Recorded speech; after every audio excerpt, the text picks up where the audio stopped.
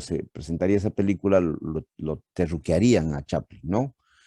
Habíamos dicho que más parece un partidario de Marx, porque hace las mismas críticas que Marx hace, ¿no? Al capitalismo. Y el positivismo, pues obviamente defiende el sistema capitalista que le parece que es la forma, ¿no es cierto? La ciencia y todo lo demás. Pero luego viene otro, que pregonaba como ideales la modernidad y el progreso. O sea, claro, la pregunta es, ¿quién? ¿El positivismo o Chaplin, ¿no? Entonces, eso lo he eliminado, ¿no? Así hayan puesto la respuesta que hayan puesto, lo que predomina es la primera respuesta, que es falso. La segunda, al no, digamos, entenderse bien claramente de quién, bueno, yo me refería al positivismo, ¿no? El positivismo que pregonaba como ideales la modernidad y el progreso, bueno, ahí sí es verdadero. El positivismo pregona como ideales la modernidad y el progreso, aunque la palabra exacta es progreso y orden, ¿no? Que habíamos dicho. Pero la modernidad también es parte del progreso y todo lo que plantea el positivismo. Ese es un punto, ¿no? En el desarrollo de la segunda parte, donde han tenido bastante problemas, es, por ejemplo, en la primera, todos han optado por la primera, casi todos. ¿Por qué nos llamamos sociedad latinoamericana? Esa está en la primera clase, ¿no? Y no es porque hablamos el latín, o sea, no es porque hablamos el mismo idioma, ¿no? O compartimos la misma cultura entre sudamericanos, ¿no? No. Dije claramente, redundé bastante sobre las raíces culturales nuestras y muy pocos han mencionado lo greco-latino. O sea, nosotros tenemos raíces greco-latinas. Nuestros nombres, por ejemplo, son latinos. Carlos es latino, ¿no? Y tenemos muchos Sócrates. O sea, hay, no nos llamamos Platón porque suena a Plato, pero si no tendríamos como parte de esos nombres. Y luego tenemos la gran herencia judeocristiana. O sea, eso expliqué bien en qué momento se desarrolla Grecia, Roma lo controla, ahí se junta lo latino con lo greco, pero luego se suma lo judeocristiano. 300 años después de Cristo, de la muerte de Cristo, Roma se vuelve cristiano, entonces viene toda la moralidad y la cultura cristiana, y eso se expande con el Imperio Romano, llega hasta la península ibérica, y de la península ibérica se traslada a Sudamérica, y en Sudamérica se implanta a la fuerza también en Centroamérica, y esa es la historia de las sociedades latinoamericanas. Entonces, la mayoría ha dado vueltas en que hablamos el latín o parte de nuestro lenguaje está en latín. Sí, por eso justamente, pues, somos latinoamericanos, porque inclusive parte de nuestro idioma castellano está fundado en el latín, justamente porque se expande el latín, pues, se expande, pero por eso nosotros consideramos, no sé si alguien me ha puesto, bueno, no, consideramos la cuna de la civilización a Grecia, de donde parte lo greco-latino, entonces ya está bien. Esa es la raíz. Ahí muy pocos han acertado, sin embargo, les he considerado un punto por lo menos. ¿Cuáles son las características fundamentales del positivismo? Y ahí también, ¿no? Hay quienes han acertado. Y el profe, yo he escrito, pero me ha puesto un punto. Sí, pues, pero hemos hablado tanto de positivismo como para que me pongas dos líneas, ¿no? Y una cosa fundamental del positivismo es la ley de los tres estadios. O sea, tienes que mencionar, pues, cuando dice las características fundamentales del positivismo, te tienes que dar vueltas en dos cosas, ¿no? En que impulsan la idea de la ciencia, de la razón, del laicismo, por un lado, y por otro lado, la idea de que las sociedades tienen leyes de desarrollo, ¿no? Y fundamentalmente la ley de los tres estadios. Y desarrollar un poco de cada uno de eso, qué significa la primera ley, la segunda ley, la tercera ley, y ya está. ¿En qué se sustenta la idea tradicional de nuestra sociedad? Considera que el hijo mayor, bueno, ahí todos han hecho bien, salvo algunos, ¿no? Que no, bueno, han desarrollado muy bien la idea, pero bueno, ahí en su mayoría no hay problema. Sustente la idea que el amor romántico es un producto de las sociedades modernas. Bueno, en todo caso me faltó poner de acuerdo a la lectura, pero no hemos tocado sobre ese tema, no hemos hablado del amor, hemos hablado del amor romántico, del que hablaba la lectura, ¿no? Entonces, Algunos se han dado vueltas en que lo que les parece, ¿no? ¿Qué cosa es el amor? ¿Qué es el romanticismo? Eso no nos interesa. Acá nos interesa si has comprendido la lectura y qué dice la lectura, ¿no? De acuerdo a Giddens, qué cosa tiene que hacer. El amor romántico no es otra cosa más que la expresión de las transformaciones de las sociedades y la invención de muchas cosas, inclusive subjetivas. Eso es, más que significa el sentimiento muy profundo de tu corazón. Eso no tiene nada que ver aquí. 5, explique de qué se trata la idea de alejarnos de los prejuicios de la sociedad también, ¿no? O sea, y algunos han acertado. Esto está en la lectura también. La primera lectura yo les enfaticé, les dije, lean esta lectura al revés y al derecho, porque de acá vienen muchas cosas, pues es central esa lectura.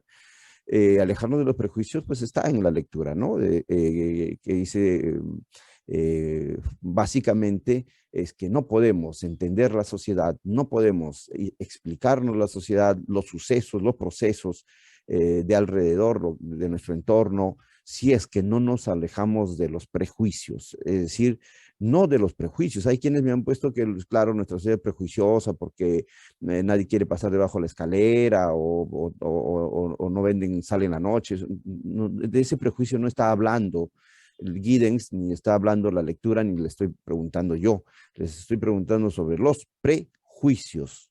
O sea, un prejuicio, ya sabemos que es un prejuicio de, la señora es prejuiciosa. Bueno, no me quiere vender la comida a mí primero porque es prejuiciosa y espera que venda a una mujer primero porque dice que le trae buena suerte. Eso es un prejuicio, claro, por supuesto.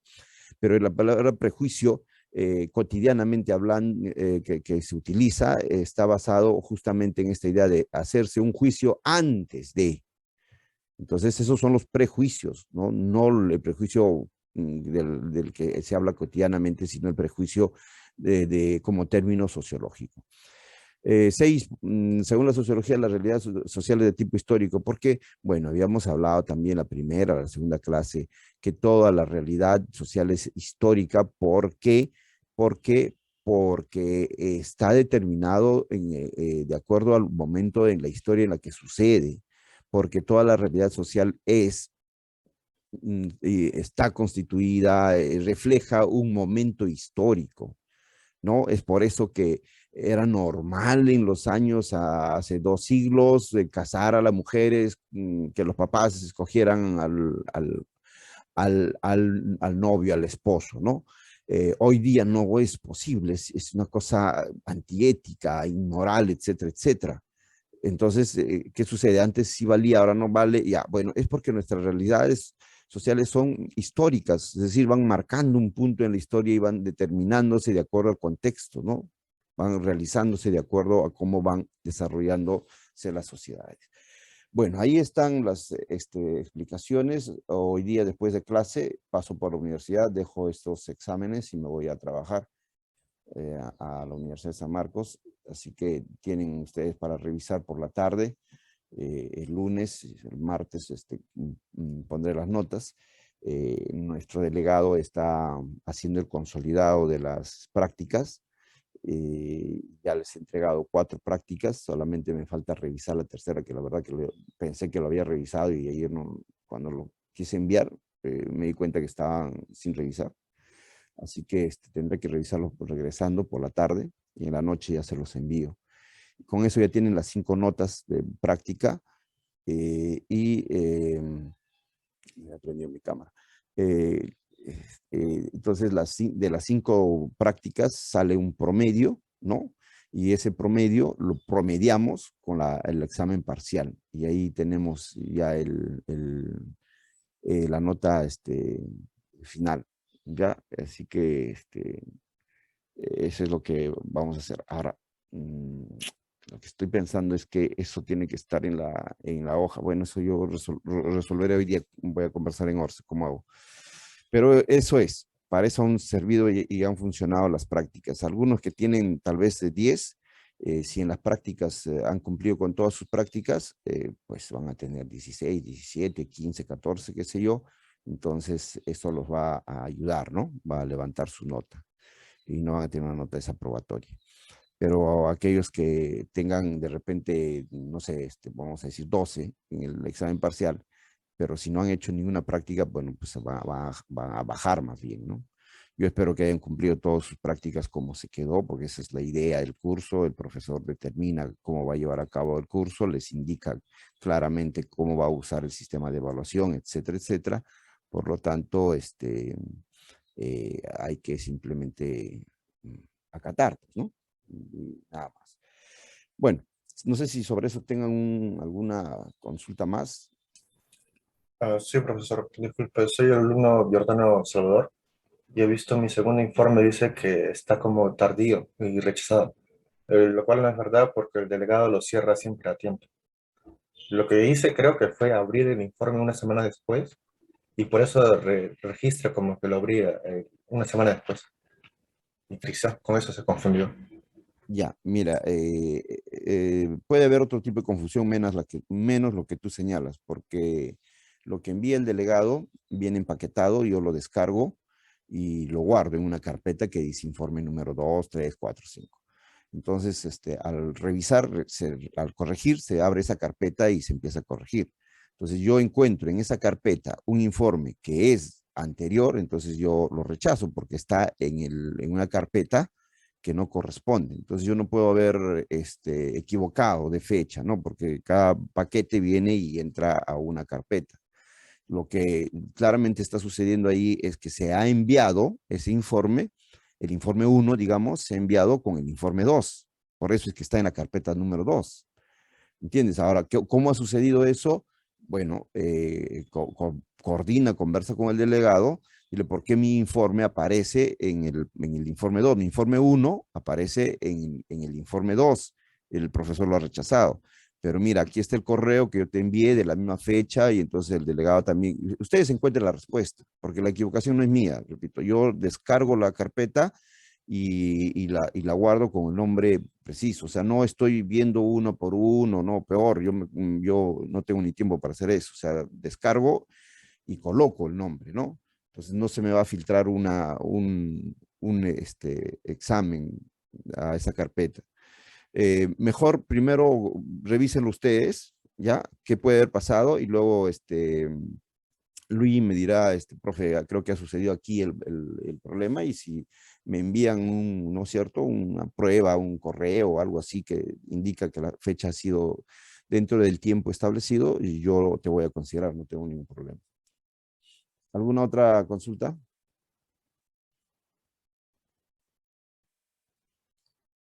Ok, vamos a registrar la asistencia y vamos a empezar la clase porque nos estamos quedando, ¿no? La última parte ha sido bastante apretada. Eh, y esta vez, muchachos, yo sé que a muchos de ustedes les va a ayudar la práctica, porque muchos han cumplido y, bueno, tienen notas arriba de 14, algunos tienen 18, y eso les va a ayudar. Pero en la segunda, en esta que viene, ya se defienden solos ustedes en el examen. Así que la nota que salga en el examen, esa es su nota. Si vuelven a sacar un 10, saben que esta segunda nota tiene más peso inclusive que la primera y los va a arrastrar para abajo. Así que ya dependen de ustedes, no se pierdan las clases y luego estudien las clases. Y luego también eh, el examen va a venir de las clases y de las tareas, ¿no? Lo único que está cambiando es, yo voy a asegurarme yo que voy a grabar las clases yo mismo, ¿ya? Porque cuando he solicitado las clases me han enviado uno que está incompleto, no sé qué problemas tienen, así que voy a cambiar acá de hospedador, yo mismo me voy a hacer hospedador y voy a grabar en mi computadora y yo mismo subo las clases para que no haya problemas. A ver. Ajá, detener grabación. Recording stopped. Listo. Vamos a grabar. Ya. Recording in progress. Grabando en esta computadora. Entonces les estoy diciendo, vamos ahora a tomar el examen de las clases y de las tareas. Lo único que cambia es que ya no van a enviarme ningún informe de las tareas. Ya se liberan de ese trabajo, pero no se liberan de ver las películas o de leer las lecturas que les voy a enviar. Yo con ustedes estoy haciendo más videos porque ustedes ya están en algunos ciclos superiores y no quiero estar incomodándolos. Siempre a medida que vamos avanzando en la universidad, vamos teniendo más responsabilidades. No, no es como cuando somos cachimbo, tenemos todo el día para eso, para estudiar, para estar en la universidad. Por eso más les estoy enviando videos, que sí me parece importante. Así que no se olviden, los exámenes, las preguntas vienen de las clases y de los videos. Y la nota que sea la nota final, esa va, directo, no interfiere. La única interferencia que va a tener es las participaciones, ¿ya? Que no lo voy a tomar en cuenta ahora en el examen parcial. Vamos a seguir contabilizando participaciones hasta el examen final. Muy bien. Vamos a tomar hoy día y vamos a empezar con los temas de la sociedad peruana. Ya la primera parte hemos revisado clásicos de la sociología, los principales. El último ha quedado corto porque el marxismo y sus variantes es mucho. Me hubiera gustado, por ejemplo, desarrollar más ampliamente qué cosa es el maoísmo, cuál es la diferencia. Pero en la conferencia que les dejé como tarea, la cosa está bastante bien. Vimos, ¿no es cierto?, la conferencia sobre el maoísmo, bastante clara, ¿no? Antonio Zapata es un gran historiador y hace un gran recuento de lo que pasa el papel que juega el maoísmo en nuestra patria, y es súper interesante, ¿no? No lo conversamos, no lo discutimos, pero algunos han acertado muy bien en las lecturas, han escuchado y han entendido, han captado. Algunos se han centrado solo en Sendero. Él no habla de Sendero, ¿no? O sea, mejor dicho, la conferencia no es centralmente sobre Sendero. Sendero es un asunto colateral, porque al desarrollar él el maoísmo, desarrolla qué cosa es el maoísmo en el Perú. Y hemos observado que el maoísmo no solamente es Sendero. Yo espero que eso se hayan percatado. Cuando decimos grupos maoístas hoy en día, uno automáticamente piensa en Sendero. Por supuesto, porque Sendero fue un grupo, ¿no?, terrorista de corte maoísta, y ellos a cada rato repetían el maoísmo, y solo por cumplir decían leninismo y marxismo, ¿no? Pero se reclamaban maoístas. Entonces, ¿por qué y en qué sentido se reclamaban maoístas? Básicamente por el uso por el concepto de la violencia, les había mencionado, el terror, justamente, por la idea de hacer la revolución con los campesinos, no con los obreros, como planteaba Lenin, como planteaba Marx principalmente, por por un dogmatismo, ¿no?, de tipo eclesiástico, bajo un liderazgo absoluto, por la idea de que se divida en dos todas las personas, ¿no? O están con la revolución o están contra ellos. O sea, consideraban los senderistas que aquellos que no le apoyaban es porque eran enemigos. O sea, no hay opción tercera, ¿no? Polarizan completamente el escenario. Y finalmente, hay algo más sobre el maoísmo. Me estoy olvidando, por ejemplo, la revolución cultural también, ¿no? La idea de una cultura arcaica y desarrollada. Por ejemplo, consideraban al folclore una expresión primitiva, pero lo utilizaban, profes, claro, lo utilizaban para captar a gente, para adiestrar gente, para movilizar y también divertirse ellos. O no iban a bailar, pues, con los Beatles, ¿no? Entonces tenían que bailar con música mucho más acorde a lo andino. Por eso mencionamos, por ejemplo, lo de Martina Portocarrero.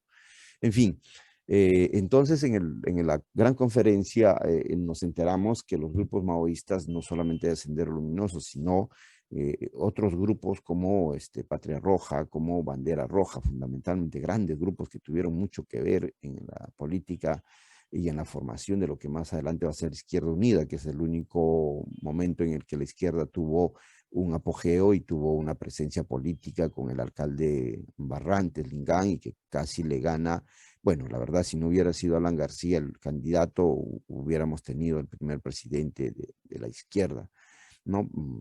Alan García muy joven, carismático, y nosotros en el Perú sabemos votar muy mal, ¿no? Entonces votamos por los jovencitos simpaticones y que hablan muy bien. Entonces le ganó a Barrantes. Y Barrantes, bueno, quedó como alcalde. Pero los grupos de maoístas han estado siempre presentes, han sido mucho más los pequineses que los moscovitas, ¿no? Y que los trotskistas. Así que la misma democratización de nuestras universidades han sido pues responsabilidad de los grupos maoístas, solo que estaban esperando el momento de ir a la guerra. Siempre estaban diciendo, ya nos vamos a ir a la guerra, ya vamos a hacer la revolución. Hasta que apareció un grupo de ellos y dijeron, ¿saben qué? Ya nos cansamos de que ustedes siempre estén diciendo, ya vamos a la guerra, y nunca van, nosotros sí nos vamos. Y esos se llamaron Sendero Luminoso, ¿no? Ellos fueron los que hicieron realidad del gran sueño de los grupos maoístas de hacer la revolución que siempre está en su discurso, pero que nunca se atrevían a hacerlo, ¿no? Ellos tenían preparación, ¿eh? Aprendían a hacer bombas, disparar, etcétera, ¿no? Estaban en preparación. Bien, ahora vamos a entrar al escenario peruano. Ya para esto yo les había dejado dos tareas, de las cuales vamos a escoger una nomás como válida para el examen, que va a ser el ritual de la pubertad. Entonces, esa sí la tienen que ver, si no han visto, si han escogido la película Cementerio de Elefantes, van a tener que ver la otra película, no es una película, es un documental, que se llama El ritual de la pubertad. Profe, ¿por qué nos envía a ver esa película tan dura, cruda y fea, ¿no? Porque para los que han visto debe haber sido sorprendente eh, por los sucesos. ¿Por qué? Porque vamos a hablar hoy día de los inicios de la formación de la sociedad peruana. Vamos a responder la pregunta, ¿cuándo nace la sociedad peruana? ¿Ya? Entonces nos vamos a centrar en esta segunda parte del curso a revisar nuestra sociedad peruana, a analizar nuestra sociedad peruana. O sea, ahora vamos a usar, vamos a hacer un ejercicio sociológico de analizar nuestra sociedad peruana. Y para eso vamos a escoger algunos temas, por ejemplo, el racismo, vamos a hablar sobre las relaciones de género, por ejemplo, vamos a hablar sobre las religiones, ¿ya? Algunas cosas, no podemos hablar todo, ¿no? Por ejemplo, vamos a dejar de lado gustos y circuitos culturales, juveniles, fiestas tradicionales, por ejemplo, esas cosas no vamos a poder analizar por el tiempo. He escogido algunos temas centrales, ¿no? Pero hoy día vamos a revisar las raíces de eso. Muy bien, atentos a la asistencia. A ver, alcalde.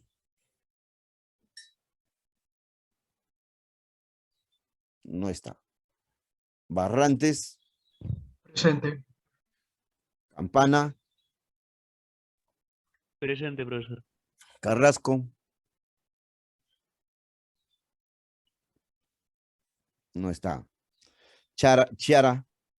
Presente, profesor. De la Cruz. Presente, profesor. García. Presente, profesor. Gil. Sandra. Bueno. Ginocchio. De Rosa me vas a matar toda la clase, todo el curso. Presente, profesor. Ginocchio. Voy a tratar ya. Juárez. Presente, profesor. Laura. Presente, profesor. Mi compañera Sandra puso presente en el chat, profesor. ¿Quién? Gil. No, ok. Sandra. Ya. León. Presente, profesor. Marcos. Presente, profesor. Mejía. Presente, profesor. Monsalve. No está. Narváez. Profesor, Monsalve por el chat ha escrito presente. Okay. Gracias. Narváez. No está. Quispe, Presente, profesor. Buenos días. buenos días. Ramírez, Presente, profesor. Rojas, Presente, profesor. Romero, Presente, profesor. Salvador, Presente, profesor. Sanes, Presente, profesor. Taquia, Presente, profesor. Valdivia, no está Valdivia. Velázquez, Presente, profesor. Velasco,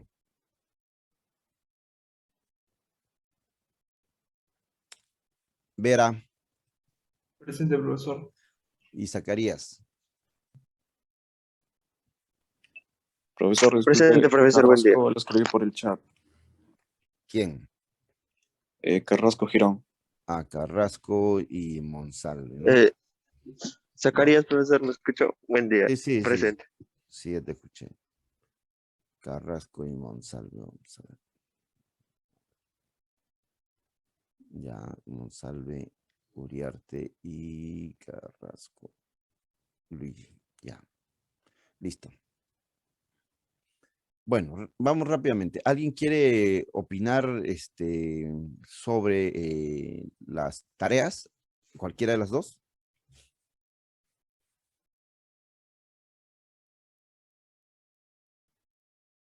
A ver, Jesús. Sí, profesor, buen día. Personalmente vi el ritual, más sobre todo el ritual de la iniciación de la pubertad en el pueblo ticuna.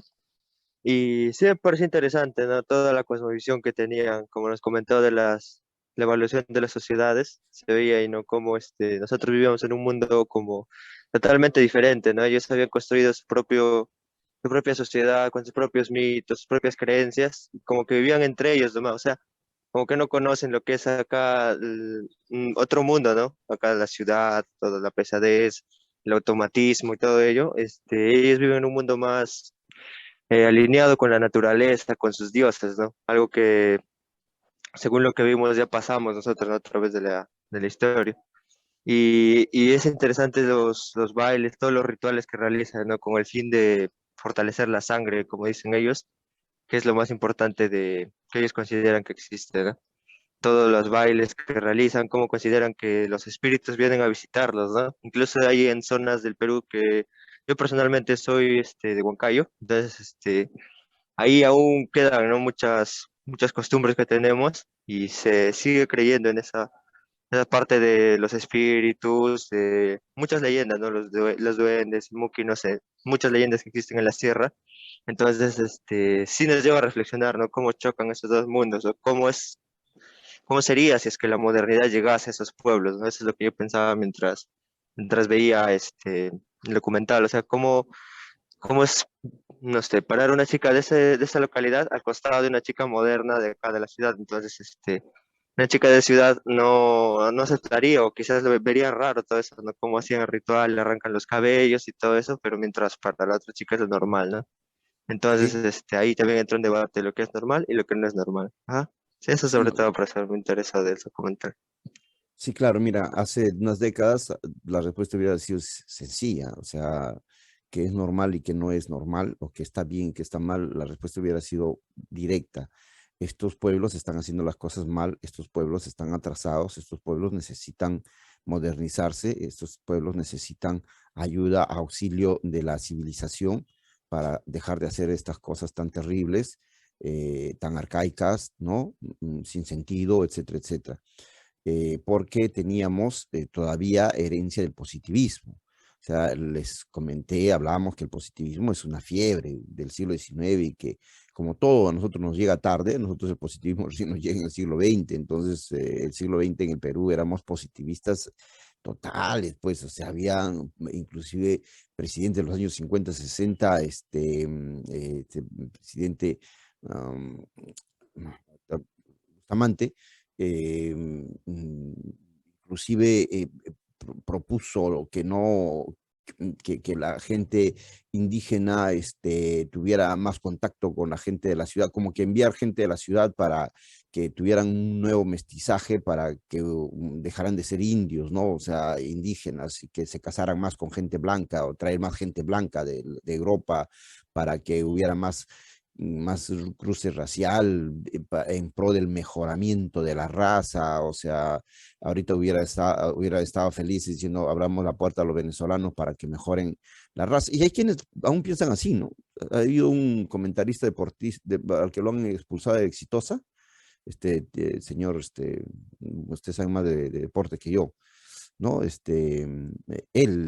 también, en una de sus declaraciones dijo, Silvio Valencia, profesor. sí, ¿Se refiere? Silvio Vale, es un bruto, ¿no? Pero ¿qué vamos a hacer? También representa el pensamiento de mucha gente, y él en una oportunidad dijo que está bien, pues los venezolanos han venido a mejorar nuestra raza, ¿no? Bueno, podemos esperar mucha gente. Pero hoy no, pues, hoy hablamos de interculturalidad, hoy hablamos de valorar las culturas, ¿no? Y hablamos de pluriculturalidad y de lo valioso que son esas culturas, pero nos vamos a encontrar con un problema ético, ¿no? ¿Qué tan bueno es? Pues, o sea, ¿qué tan normal es, ¿no? A seguir conservando costumbres que de pronto son muy fuertes, como por ejemplo vimos el charaje, ¿no? O sea, seguir pensando en que matar a la otra persona es una forma de lograr una buena producción agrícola, ¿no? Nosotros estaríamos pensando en comprar más uria de repente, ¿no? Seguro.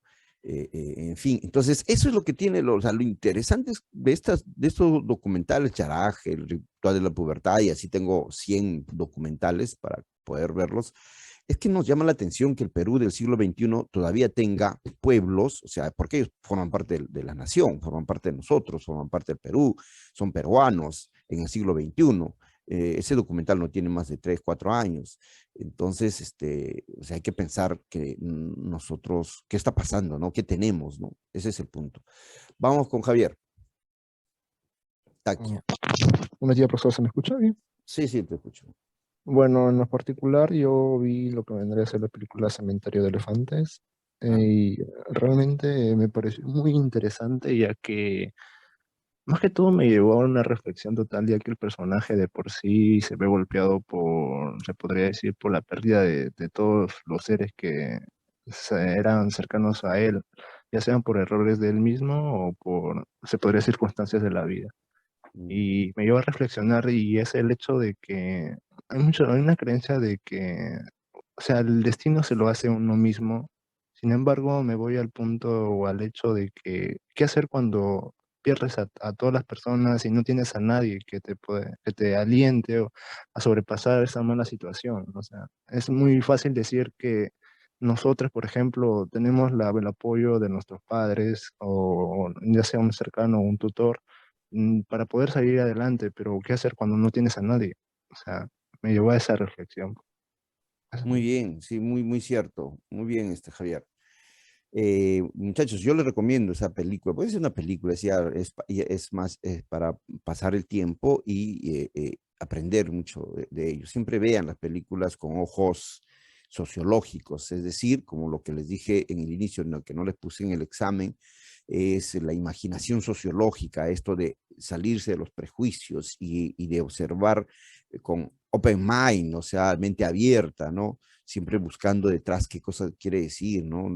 Las películas no nos tienen que hacer llorar ni hacer sufrir, las películas tienen que ser para observar y analizar qué cosas se están, qué cosas históricas están detrás y sociológicas. Entonces, nos ayudan a nuestro aprendizaje, a nuestro conocimiento. Vean muchas películas, pero no solo vean pues el Capitán América, ¿no? O Spider-Man, vean también cosas importantes, interesantes. Esta película es boliviana, pero narra mucho de un problemas sociales de toda la sociedad latinoamericana, por ejemplo, el alcoholismo, ¿no? Que Javier no lo ha mencionado. Por ejemplo, lo que sí ha mencionado mucho es el asunto familiar, qué tan fuerte es la familia, qué tan importante es la familia, ¿no? Luego, qué terrible son las disgregaciones de familias y los entornos, los nuevos entornos. Por ejemplo, estamos hablando de los hijastros, hijastras, padrastros, madrastras. Tenemos una historia trágica en el mundo andino de los padrastros, madrastras, hijastros. Por ejemplo, Arguedas, que no sabemos, todos sabemos que se ha suicidado.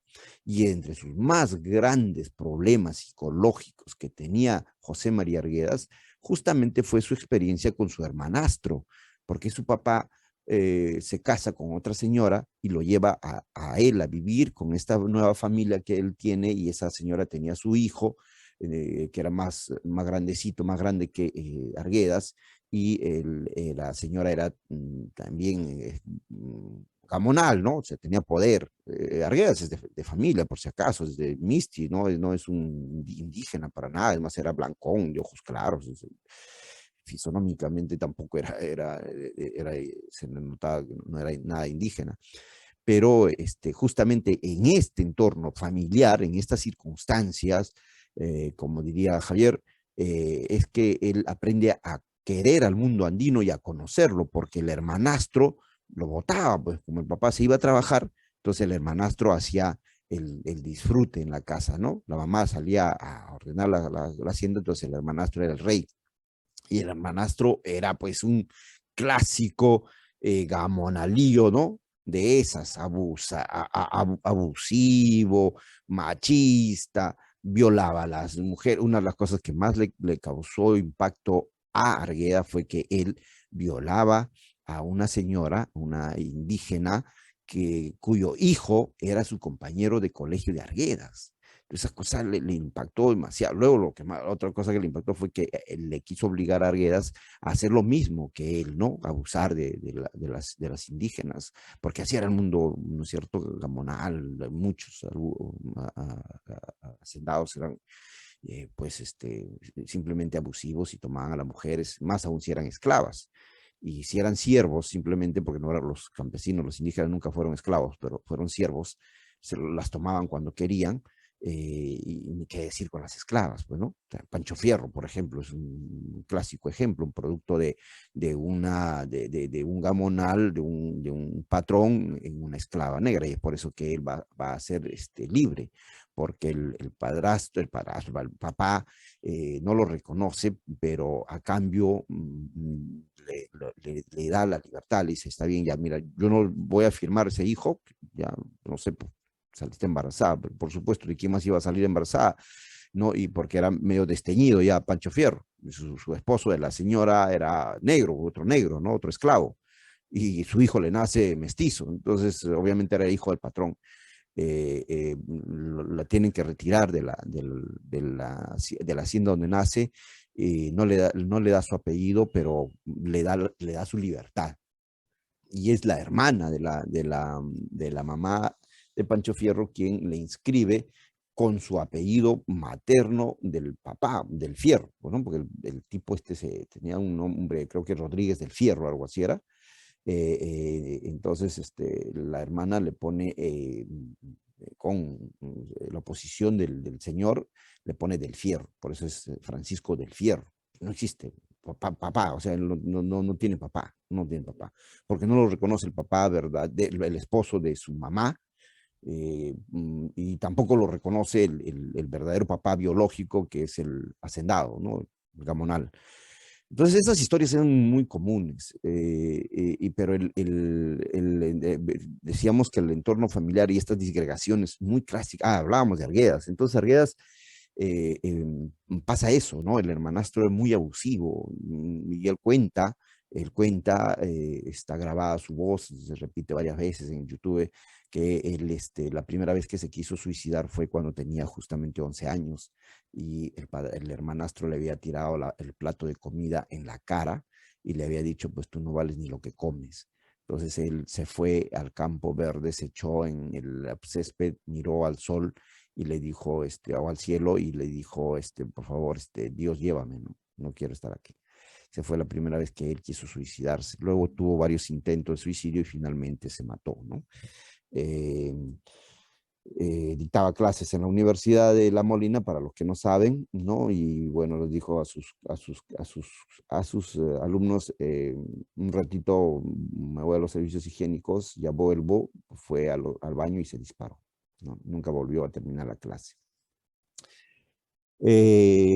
Producto de estos problemas familiares que vamos a observar en la película y que es un clásico en el mundo andino. Tal vez ustedes también tengan esas historias y tengan esas experiencias. Eso también es nuestra realidad, eso también es parte de nuestra sociedad, eso también incide en el desarrollo social, ¿no? Los profetas, usted está porque un matrimonio sea único, no se disgregue, se casen para toda la vida. No, miren, yo tengo un divorcio, ¿no? Tengo una segunda pareja. Mi pareja tiene su hijo y yo tengo mi hijo de mi primer matrimonio. Por esas cosas de la vida, los dos son de la misma edad, ya, y por esas cosas de la vida, desde que nos conocimos, mi hijo conoció a su hijo, entonces cuando salíamos los dos también se hacían amigos, porque tenían la misma edad, los dos varones. Bueno, son cosas que suceden, ¿no? Hoy en día los dos son universitarios y han formado una banda de rock juntos, porque bueno, la música siempre existe en la casa, toda la vida hemos vivido de música y danza. Entonces, ellos han seguido ese camino y hoy día tienen una banda de rock y tocan los dos, ¿no? O sea, mi hijo es el guitarrista y su hijo de mi pareja es el bajista y se han hecho amigos, ¿no? No ha habido conflictos, salvo al inicio con la mamá, en fin. Pero no es que yo apunte a que haya un matrimonio consolidado, como lo vamos a observar luego con otras películas. Se creía antes, ¿no?, que el matrimonio debía ser solo único, eterno. No, o sea, si la pareja no funciona, es mejor retirarse, ¿no? Porque más daños nos hacemos, más daño hacemos a los hijos, soportarnos, bueno, pensando que por los hijos, ¿no?, van a sufrir. La idea no es eso, no es que existe matrimonio único, cásense a la manera clásica y si no se casan no conviven. No, yo no estoy por ese lado.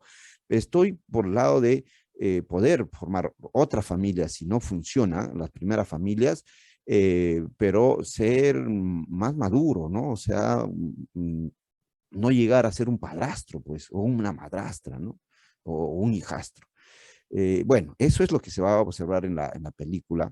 El tema del alcoholismo, les decía, y la película se llama Cementerio de Elefantes porque hay lugares en el altiplano, el nivel de alcoholismo es altísimo, de la Sierra Sur para el altiplano. Los niveles de alcoholismo es altísimo. Ustedes saben que el principal consumidor de cerveza en el Perú es Puno. Se consume casi la mitad de lo que consume todo el Perú. O sea, solamente Puno consume casi la mitad de lo que se consume en todo el Perú. Si ustedes creen que los huancaínos, los cajamarquinos son los más borrachos del Perú, no, son los puneños. ¿Y cuál es el departamento más pobre del Perú? Puno, ¿no? Entonces, esas paradojas de la vida tenemos. En la fiesta de la Candelaria se consumen 70,000, 80,000 cajas de cerveza. Es una millonada, terrible. Si no consumieran cerveza en una fiesta de la Candelaria y toda esa plata la darían para que el friaje no les ocasione problemas, ya hace rato todos los campesinos tendrían sus departamentos, en serio. Imagínense cuántos años de fiesta de Candelaria hay y cuánto dinero, ¿no?, ganan las empresas de licorerías. Es por eso que antaño, antes de Fujimori y la apertura del mercado, el libre mercado, las empresas cerveceras se repartían los territorios. Y en el sur tenía el monopolio la arequipeña. Y la arequipeña solo vivía de Puno, de Arequipa y de Puno. O sea, solamente vendiendo en Arequipa y Puno, no quería más territorio, ¿no? Entonces, vamos a ver aquí, Cristian. Sí, entonces, esto van a observar en la película de este gran problema del alcoholismo. Luego, como una especie de solución, ¿no? Luego los temas de la delincuencia también están presentes. Y finalmente, un gran punto por lo que más les he dado esa película es que él termina vendiendo a su amigo, ¿no? Para los que han visto la película. Y lo termina vendiendo a su amigo, ¿para qué? Para un ritual de pago a la tierra, ¿no? Y esto también de repente algunos de ustedes han escuchado o han leído como una especie de leyendas. No son leyendas, son cosas prehispánicas que inclusive hoy día siguen sucediendo, porque hay bastante desde Huancavelica para abajo, relatos, ¿no? Que, bueno, las leyendas ustedes saben que son narrativas en base a realidades, no son como los cuentos son totalmente invenciones, las leyendas no, las leyendas están basadas en cosas, en hechos reales, ¿ya? Por lo tanto, estas leyendas tienen una base y muchas veces sucesos reales, que se trata de ocultar con el asunto de la leyenda. ¿Quién de ustedes no sabe, por ejemplo, que suelen enterrar a gente en las grandes construcciones, ¿no? En los edificios, en los puentes? ¿Quiénes no han escuchado ustedes esas historias? Pues parecen historias simples, ¿no? Son verdaderas historias donde claro, hoy en día más se trata de poner a una persona de repente inservible para la sociedad. Un mendigo, ya ese mendigo lo raptan en la noche y ya lo meten a la zanja y sobre eso cemento. ¿Para qué? Con la idea de que pues se está otorgándole una vida al proyecto, y este proyecto va a ser bueno, ¿no? Entonces no se va a caer, el puente no se va a caer, el edificio va a durar, etcétera. Eso es muy clásico, se sigue usando hoy en día de una u otra manera, de repente ya no poniendo bebitos como era antaño en tiempo de los incas, ¿no? Que se ofrecían bebés, señoritas, los sacrificios eran muy comunes, no tanto como entre los aztecas, que eran muchísimo más diarios, eran decenas de personas entregadas al sol. En el caso peruano, no peruano, está mal dicho, andino, al sol, que también era nuestra deidad, no se le otorgaba vidas, ¿no? Se le otorgaba vidas a otros tipos de deidades, que llamaban las capacochas, donde se entregaban muchos bebés, niños, niñas y señoritas sobre todo, ¿no? No gente adulta, porque bueno, hay un asunto ahí de pureza y todo, muchas cosas para estudiar. Pero vemos ahí cómo continúa esta costumbre, ¿no? De entregar una vida a una persona pues a las entes protectores de algún lugar, lo que vimos en el Charaje. Entonces, si está en el Charaje, está en el sur, está en muchos lugares, está en las leyendas, está en los cuentos, está en los relatos, entonces es porque está presente. Y eso es justamente lo que quería llamar la atención para que veamos cómo en nuestras sociedades actuales está entrecruzado muchos aspectos, no están funcionando ahí. Ya bueno, Cristian nos cuenta un poco sobre el ritual de la pubertad. No sé qué es gore, a ver si me ayudan con la jerga, me estoy haciendo viejo. Esto debido a que hace un tiempo vi uno en la tribu africana. Claro, no, pues en las tribus africanas los rituales de menstruación son más terribles, viene ¿cómo se llama? Les cortan el clítoris, ¿no? A las mujeres, ¿no? Es terrible. Así que dice que le pareció suave lo sucedido. Bueno, eso también nos da una explicación, muchachos, de que en la selva, les dije en algún momento, hablar de la selva es otra cosa, ¿no? Ojalá que me haga tiempo en algún momento para hablar de la selva, porque va a haber otra explicación muy grande, muy profunda. De repente ahora lo conversamos, ¿ya? Entonces, por eso están los dos documentales, perdón, las dos tareas. Pero concéntrense en el ritual de la pubertad, que es donde de repente vamos a concentrar algunas preguntas para el examen. Entonces el tema de hoy, nos falta una horita para que acabe la clase, es cuáles son las raíces de la sociedad peruana. Perú no existía, pues, ¿no es cierto?, antes que llegaran los españoles. Va a aparecer la palabra misma Perú, que no se sabe dónde viene, si de Virú, de Pirú, ¿no? De dónde viene, se dice que viene de del desentendimiento de los indígenas con los españoles, porque ellos al desembarcar en el norte, en Centroamérica, decían a los indígenas, queremos plata, oro, oro, ¿dónde hay oro? ¿No? Entonces se dice que decían hacia Pirú, ¿no? Hacia Virú, señalaban hacia el sur. De ahí va a venir la idea de Perú, ¿no? Vamos a Perú porque ahí hay plata, ahí hay dinero, ahí hay oro. Lo que buscaban ellos, obviamente, era riquezas que para ellos eran estos metales que para nosotros no eran riquezas.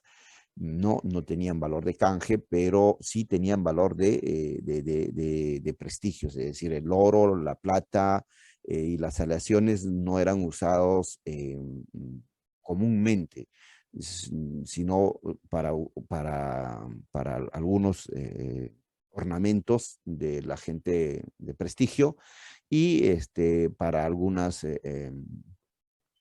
usos comunes, ¿no? De repente tipo asadones o picos, de esos tipos, ¿no? Y para las guerras también, para las armas. Entonces, todavía no tenemos a la sociedad peruana, pero si yo les pregunto cuáles son los inicios de nuestra sociedad peruana, no es por si acaso la independencia, no es la colonia, las raíces de nuestra sociedad peruana son pues la existencia de las poblaciones que están con nosotros desde hace muchísimo tiempo, que no necesariamente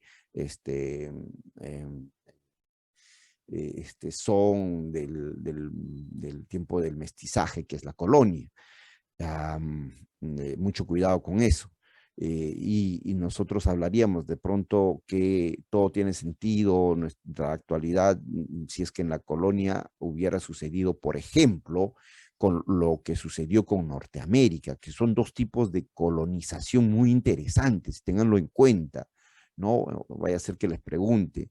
Los españoles y los ingleses, igual que los portugueses, en estos tiempos eran los que buscaban colonizar este lado después de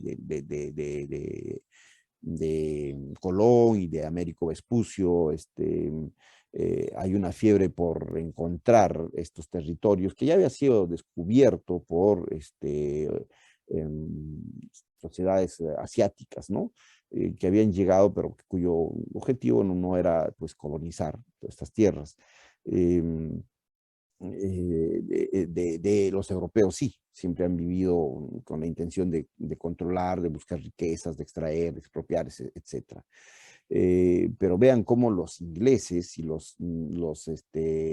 este caso los españoles, vamos a concentrarnos en estos dos, tienen dos formas de colonizar. Eso es muy interesante y muy importante, porque los grandes imperios del mundo han sido, en algún momento la China, en otro momento, Roma, la misma Grecia, con Alejandro Magno, Roma, por supuesto, con todos los Césares, luego, pero en un momento determinado va a ser España, compitiendo con Inglaterra, y luego Inglaterra va a ser el penúltimo poder grande en el mundo. El siglo XIX es el siglo de Inglaterra, controla, se dice que de los pobladores del planeta, de cada 5 pobladores, 4 o 3 eran súbditos de la reina de Inglaterra, ¿no? De la reina Isabel, porque tienen territorios inmensos, tienen Australia, tienen la India, ¿no? Pero estas colonizaciones que realizan los ingleses son colonizaciones muy, muy, muy separadas, es decir, ellos no realizan algo que va a ser muy importante y vital para bueno, para mal, ya, pero complica las cosas, es el mestizaje, es decir, ellos no hacen mestizaje, ellos no llegan a la India y se casan con los indios, ¿no? Ellos normalmente o los separan o los exterminan, como es el caso de Australia, ¿no? Donde los van a prácticamente eliminar, ¿no? Y nunca se van a juntar. El caso de Norteamérica, ¿no? Es el ejemplo más claro. Ellos van a colonizar Norteamérica eliminando a las sociedades que había ahí entonces, ¿no? Nunca se van a casar. En cambio, los españoles sí van a realizar el mestizaje. Ahora las explicaciones pueden ser muchas, muchachos, y me voy a ir de repente demasiado tiempo por ese lado. El por qué sí suceden estas cosas, por qué los españoles sí y los ingleses no. Pero el caso es que entre tantos factores es que los ingleses llegan a sociedades normalmente con menos desarrollo cultural, como es el caso de Australia, como es el caso de Norteamérica. Mientras que los españoles llegan a lugares donde hay sociedades con mucho más desarrollo, como es el caso de los mexicas, mal dichos aztecas, y el caso de los incas o del mundo andino, ¿no? La palabra andino voy a usarlo para todo el sector, ¿no? Costa, sierra, selva y todo que fue el gran territorio de los incas, pero eso fue el territorio antes de los incas, pues territorio de muchas sociedades andinas, ¿no? Los incas simplemente son los últimos pueblos que estaban gobernando, que habían logrado controlarlos, ¿no? Es el único. Se dice que antes los huaris, aliados con los tiahuanaco, también formaron una especie de imperio, pero no está muy bien registrado. De quien sí conocemos mucho es de los incas, ¿no? Entonces, ahí hablamos más del periodo inca, entonces. Así que, en cambio, los españoles sí realizaron mestizajes en el caso de México y en el caso de Centroamérica, perdón, y en el caso de Sudamérica. En algunos lugares sí hubo exterminios, ¿no? Ahora, el principal exterminio que se realizó fue, digamos, involuntario por parte de los españoles, pues en el contacto que tienen van a traer enfermedades que van a arrasar, pues con algunos hablan del 90% de personas. En el caso de los mexicas dicen 95% de población indígena murió con las pestes que trajeron los españoles, la viruela, por ejemplo, la sífilis. En el caso andino se habla del 70 por ciento en promedio, ¿no? O sea, había unos 11 millones de pobladores aquí, y después de las pestes terminamos con los 3 millones de pobladores. O sea, el exterminio fue bastante por causa de las pestes. Por ejemplo, toda la costa se despobló por ello, ¿no? Cuando llegaron los españoles teníamos a los chimús en el norte, ¿no? Que estaban dominados por los incas, claro. Teníamos a los chancay aquí en Lima, ¿no? Los Ichma en Lima, chancay hacia el norte, grandes sociedades, muy fuertes, muy numerosas, con grandes ciudades, ¿no? Hacia el sur teníamos a los chinchas, que eran muy, muy grandes, eran los más ricos inclusive del territorio, y hacia el sur tenemos al Collasuyo, ¿no? A los collas, a los puquinas, a los lupacas, pacajes, muchas etnias, donde sí el exterminio ahí fue menos porque por razones biológicas y razones ecológicas, ¿no? Las alturas fueron más complicadas de poder llegar. Entonces había un aislamiento, como ahora nos hemos aislado de la peste, en esos tiempos también era una especie de aislamiento natural. Pero las costas no, pues, porque las costas fueron pobladas por los españoles, entonces el exterminio fue total, no solamente por las pestes, las enfermedades, sino por que también ellos, bueno, pues los asesinaron, y también muchos huyeron, muchos pobladores de esos lugares, los chancay, por ejemplo, en manchas de gente, en grupos de gente se retiraron hacia la sierra, hicieron migraciones, ¿no? hacia la sierra y despoblaron esos lugares. Es por eso que la costa va a ser más, hoy día, por ejemplo, más urbana, más urbanizada, más citadina, más moderna, y casi no hay poblaciones indígenas, más que en algunos lugares donde sí ha habido un asentamiento fuerte, ¿no? De repente hacia el norte, en Trujillo, en lo que fue todo lo Moche. Y cuando entramos a la sierra, porque la costa es muy chiquita, ¿no? Es una franja bien delgadita. De ahí cuando empezamos ya, por eso todos los departamentos de la costa tienen también su lado serrano, ¿no es cierto? Algunos ya inclusive a la selva. Cuando ya empezamos a la sierra, Piura, por ejemplo, ya tiene sierra, ¿no? Hacia se llama estos sectores de la sierra, ya vamos encontrando poblaciones indígenas, donde ya hay más presencia indígena, repito, porque ahí la historia es un poco más de aislamiento, es un poco más de refugio. Pero si vamos avanzando hacia occidente, vamos hacia oriente, vamos a encontrar el antisuyo, o sea, la selva.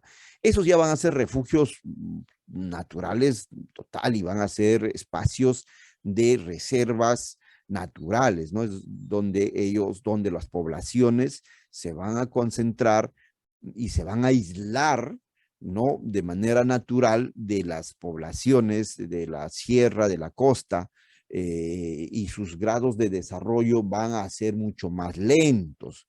Ustedes a estas alturas comprenden que el desarrollo de la civilización de los pueblos está basado en la interacción con los otros, porque esa interacción con los otros genera también competencia. Pues. En cuanto Asia se conecta con Europa, los asiáticos intercambian cosas que no tienen los europeos y los europeos también al revés, entonces empiezan a juntar conocimientos y luego empiezan a desarrollarse cada uno y luego empieza el mercado, el intercambio, la competencia y luego vienen las guerras, entonces las guerras son las que potencian más aún, ¿no es cierto? Si no hubiera habido Segunda Guerra Mundial no hubiéramos conocido mucho de la química, de la física como para desarrollar bombas tan letales, como fue la bomba atómica. Entonces, eso es importante. Y en cambio, la medida que tú vives en las profundidades de la selva, por ejemplo, pues no hay necesidad de esto, ¿no? O sea, es más, el intercambio ahí es casi nulo. Los intercambios son fundamentales, muchachos, en las sociedades, por eso hablamos de la globalización, o sea, cuando nosotros nos globalizamos, intentamos ser como los otros como nosotros, y vamos cogiendo de las cosas y vamos compitiendo. La competencia es de desarrollo, pues si yo le pongo a competir no, en realidad ya somos de competencia, ya les han dicho en la universidad que los mejores se van a ir becados, entonces todo el mundo empieza a estudiar más, o sea, y empuja pues grados de desarrollo, como los concursos de danzas, ¿no? O sea, hay un concurso de danzas, las comunidades quieren ser cada vez mejor, inventan, reinventan cosas, músicas, vestuarios, etcétera, etcétera, eso es normal. Las interacciones producen competencias y las competencias producen desarrollos. En cambio, en la selva no hay eso, pues, no hay interacción, porque los ticuna con los aguajún no tienen nada que intercambiar, porque lo que tienen los ticuna tienen los aguajún, o sea, tienen lo mismo. Entonces, ¿qué te cambio? Mono por mono, ¿no? Huevos de tortuga por huevos de tortuga, o huevo de tortuga por sajino, pero ¿para qué? Si yo también tengo sajino, o sea, entonces la interacción va a ser nula, y las competencias por los territorios que también llevan a interacciones de tipo violentas, o sea, guerras, tampoco las va a haber, porque el territorio es tan grande que si se ven amenazados, se mudan a lugares más, ¿no es cierto?, más tranquilos y ya no hay necesidades de guerras.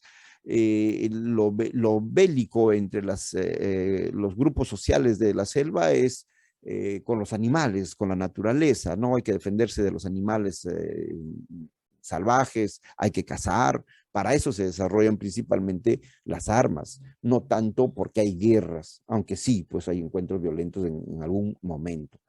Entonces eso va a hacer que sean zonas de muy lento desarrollo, y eso lo demostramos y lo encontramos, por ejemplo, con el video del ritual de la pubertad y con otras cantidades de costumbres que vamos a encontrar en la selva. En la selva muchas veces van a aparecer zonas como que, diríamos, se ha detenido el tiempo, ¿no?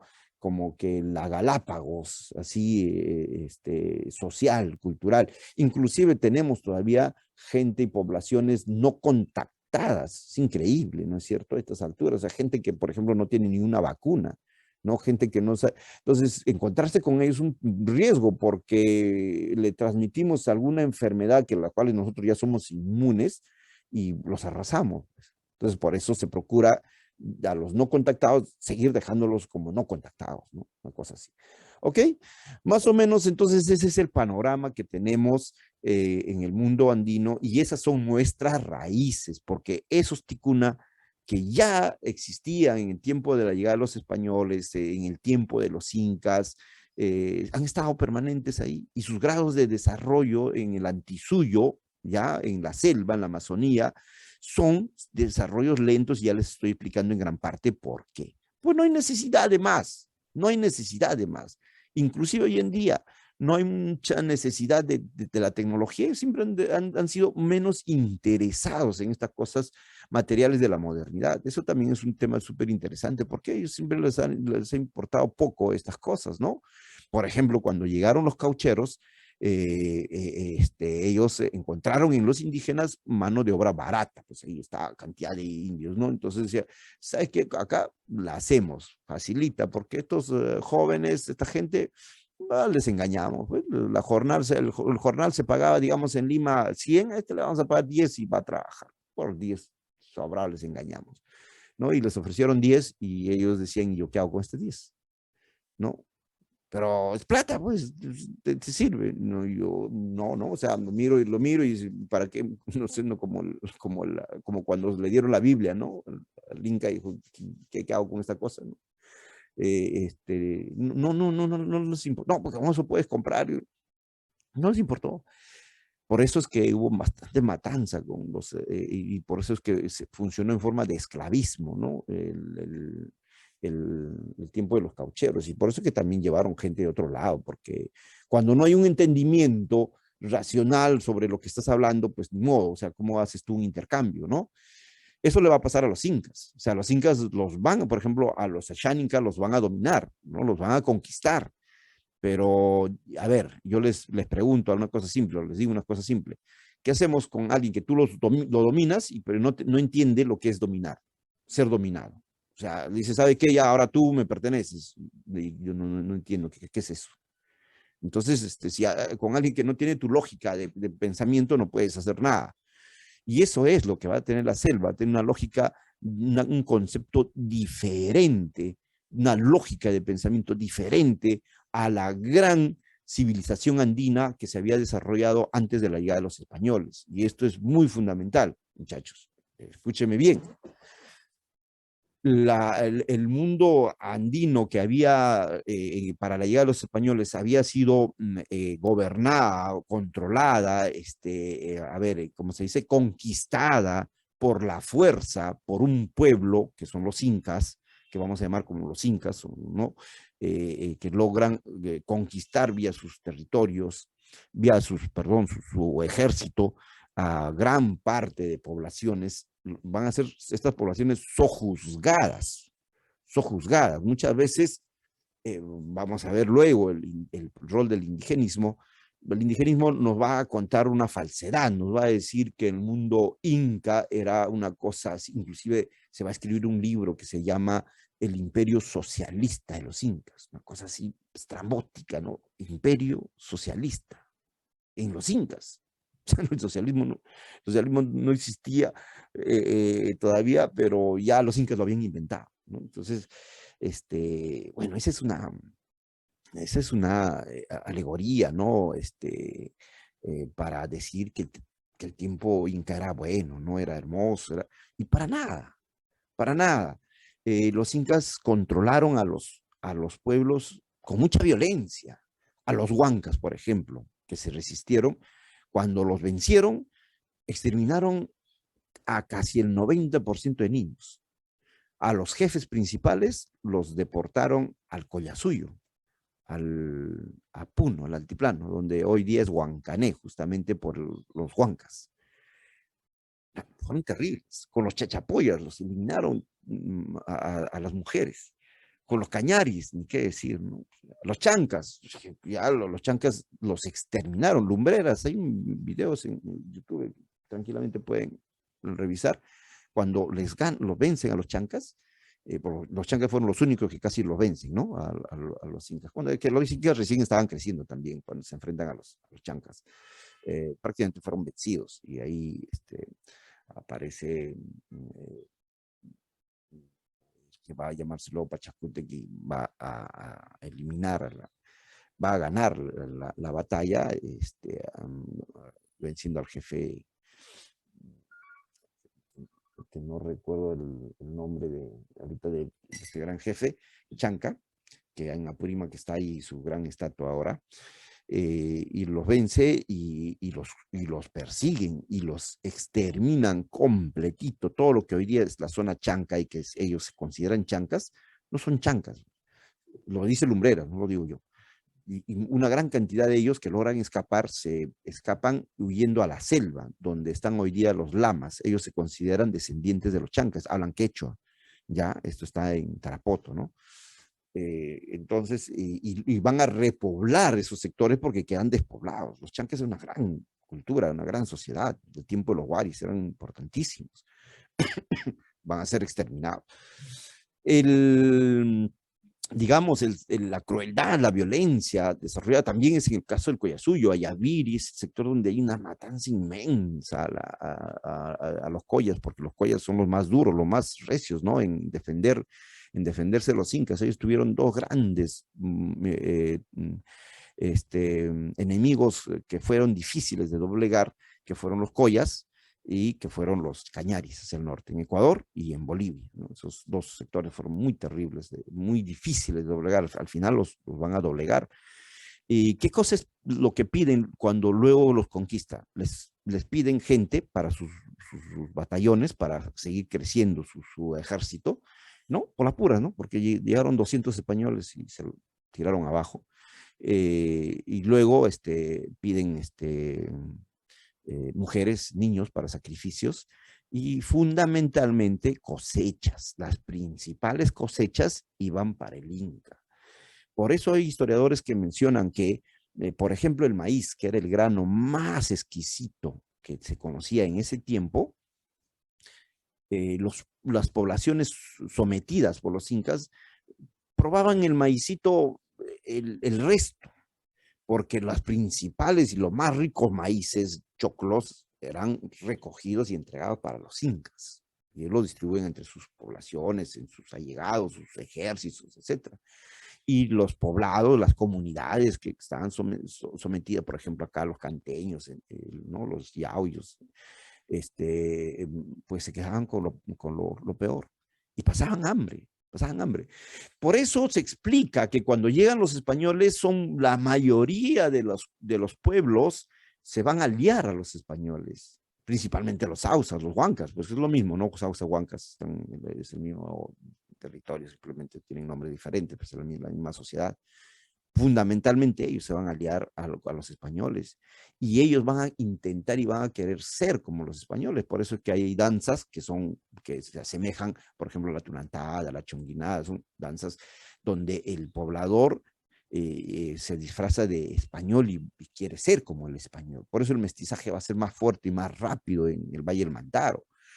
Menos en Cusco, en Puno, ¿no? Donde más bien hay una resistencia todavía por muchas razones, por otras razones. Igual los cañari, los chachapoyas son los primeros que van a apoyar a los españoles cuando entran. Cuando los españoles entran y atrapan a Atahualpa en Cajamarca, dice Valdemar Espinosa que todos los días siguientes habían filas, colas interminables, más que en el tiempo de Alan García, en su gobierno de Alan García, más colas más largas que esas, para entregarles prebendas a los españoles, para decirles, mira, yo soy de tal sitio, no te traigo esto. Le entregaban mujeres, le entregaban oro, que es las dos cosas que buscaban los españoles sedientos, ¿no? Ellos querían mujeres y querían oro.